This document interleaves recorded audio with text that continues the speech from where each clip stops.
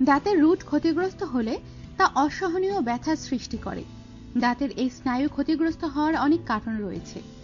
উদাহরণস্বরূপ দাঁতের ক্ষয়, দাঁত পড়ে যাওয়া, ভাঙা দাঁত, মাড়ি ব্যথা, নিদ্রাহীনতা, টেম্পোরোমেন্ডিবুলার জয়েন্ট, দুর্বল ফিলিং বা ক্যাপ ইনস্টল না করা থাকলে।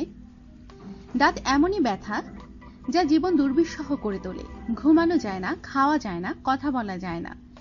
দাঁত ব্যথায় ভুগলে দন্ত চিকিৎসকের শরণাপন্ন হওয়া সবচেয়ে ভালো। তবে কোনো কারণে যদি চিকিৎসকের কাছে যাওয়াটা সম্ভব হয়ে না ওঠে, তাহলে কি করবেন? এক্ষেত্রে ঘরোয়া খুব সহজ একটি উপায় আপনার দাঁতের ব্যথার সাময়িক উপশমে সাহায্য করে। এটি দাঁত ব্যথা নিরাময়ের সবচেয়ে প্রচলিত উপায়গুলোর একটি।